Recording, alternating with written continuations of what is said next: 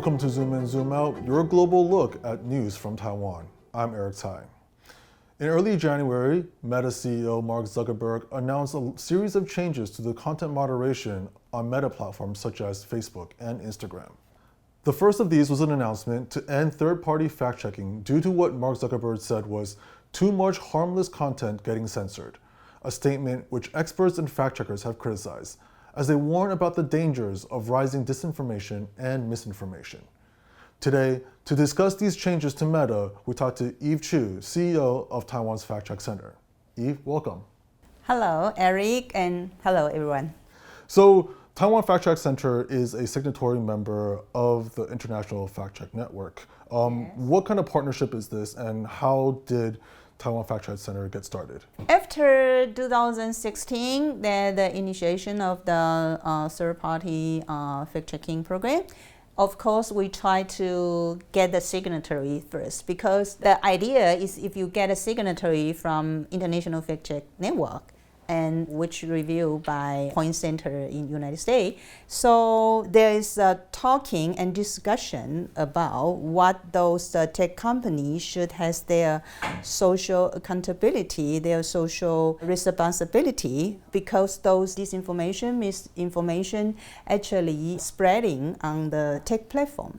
So after that, and Mark Zuckerberg was required to go to do the testimony in the Congress of US.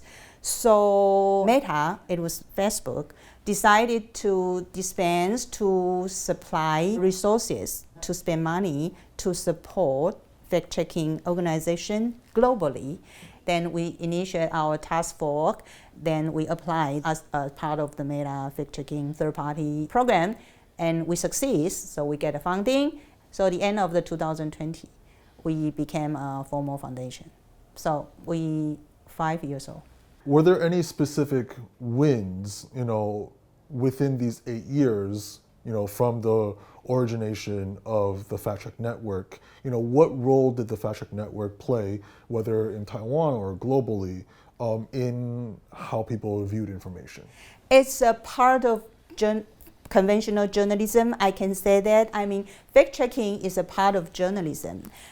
Traditional journalism, conventional journalism include fact-checking, writing, and publication. I mean the upstream part. So we actually go back to the conventional journalism. We pick up the fact-checking part. And globally, and because the social media, the digital age, the digital information, everything go on the tech platform. So if we want to do the fact-checking, we need to have a very good digital skill. We try to sustain journalism in this digital age on those social media platforms. So that's what, all the fact-checking organizations globally, we are doing the same efforts. Try to maintain our conventional value, but use digital skill. What was the relationship between Taiwan FactCheck Center and, say, Meta platforms? If you guys found something wrong with a specific post that is trending on Facebook, what's the usual process that happens? Yeah. We pick up those disinformation, misinformation through our users, through our audience. The channels include our Meta account, our Facebook account, and our Line chatbot, because Line is the most popular social media be used in Taiwan.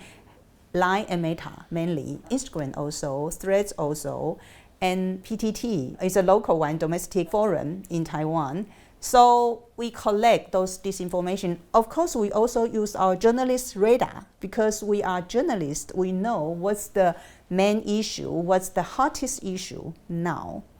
And then we collect those disinformation through those channels, and we trigger if many people share this information with us. Our live chat bot is interaction one. Our user and our audience, they can share rumor or hoax or disinformation they saw. And if many people share the similar one, we will trigger our fact checking. We have function that our live chat bot can compare the all reports we already done. If we already done that one, we will feedback the fact check report we already done to our audience. If we haven't done, then many people share the similar one with us, we will trigger our fact-checking process. So that's the job we're doing on a daily basis.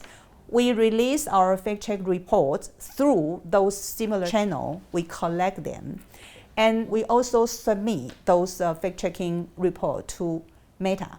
And Meta has a mechanism. I mean, they will use those fact-checking reports supplied by fact-checking organizations globally, and they will use their platform mechanism to label those being checked fake posts, disinformation or misinformation, or they will add linkage of fact-checking report to remind user be cautious about these posts.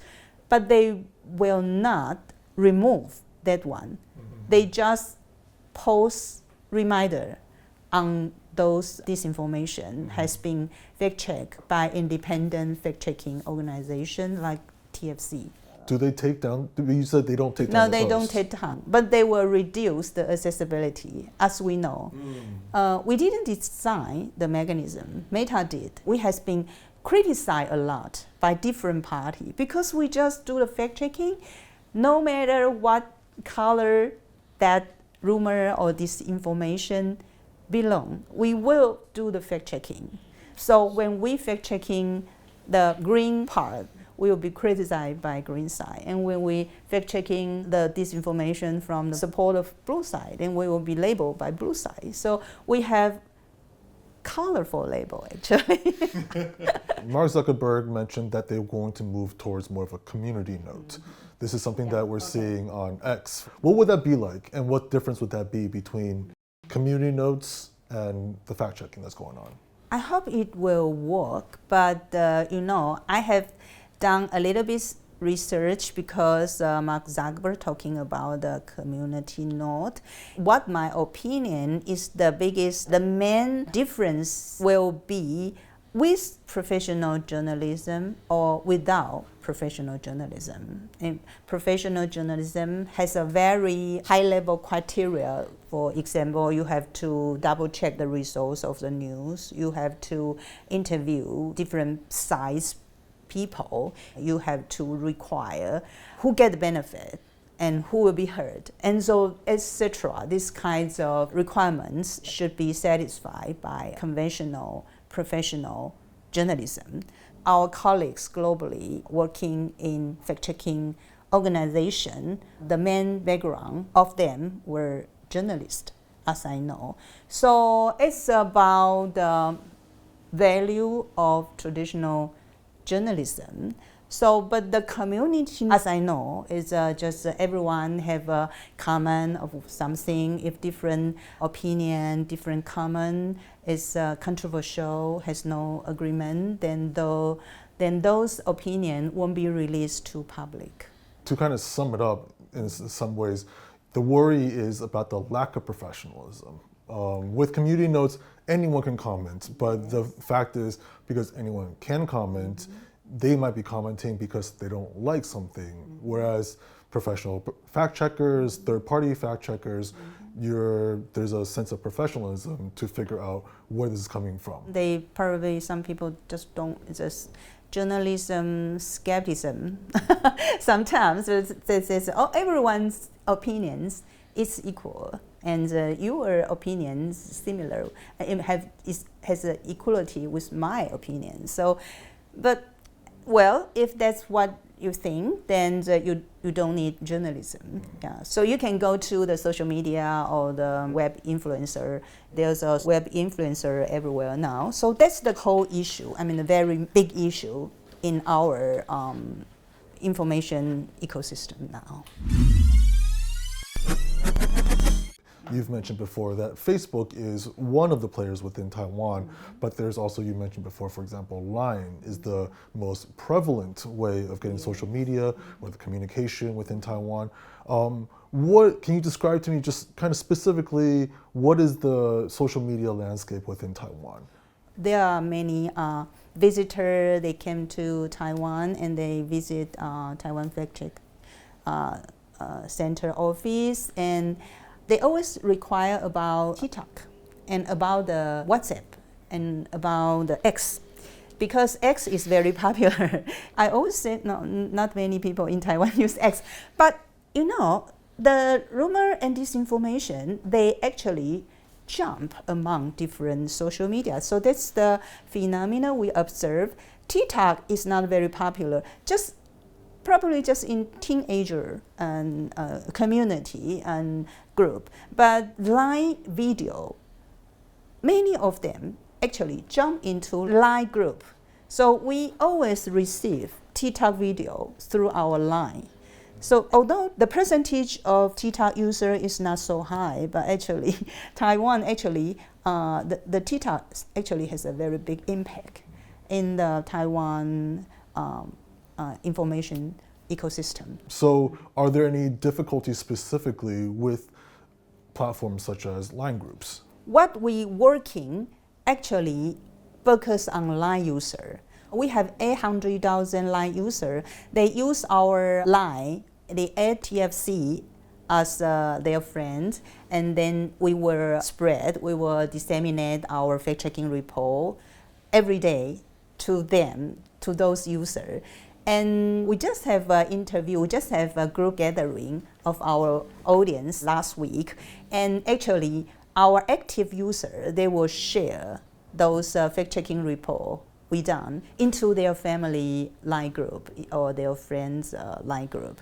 So because Line is a closed group, and so Line company always say, oh, nothing to do with them, because that's people's choice to circulate everything in their private group, in their family group, friends groups. It's highly relying on user themselves to join the fact-checking, to do the debunking, to do the fact-checking, because they have to working or they have to doing as the volunteers to help us to share those fact-checking reports and those debunking. Lastly, I guess, what can Taiwan do specifically, whether on a government level or a civil level, to fight against some of this dis and misinformation, given that a lot of these tech companies are starting to pull away the responsibilities and putting them on other people? The very emergent situation is that we have to change our strategy. We have to change our policy. We need to get support from our domestic society, no matter individual citizen or our Taiwan local enterprise, to support TFC to survive. So probably our board will discuss. Media literacy education is also our main task force beside the fact-checking, because the concept is that you can tell that you cannot do everyone disinformation fact-checking. You need to, that people has literacy, they can prevent the harm from disinformation. Just like, there's a new word called infodemic, right? Infodemic is a pandemic of information, right? So the infodemic and pandemic, we got vaccine to prevent, because you cannot stop virus forever, and the only way you survive is to you get vaccine to get immunity. So if you want to get the immunity from infodemic, you also need to get a vaccine. And the media literacy education, you get media literacy, you get the AI literacy, then you can prevent to be cheated or to be harmed by those disinformation. So it sounds like media literacy is still the key. Yeah. Well, Eve, that was very insightful. Thank you for joining us. Thank you. This has been Zoom In, Zoom Out. For more from TaiwanPlus, check out our Facebook and website. Thank you for joining us.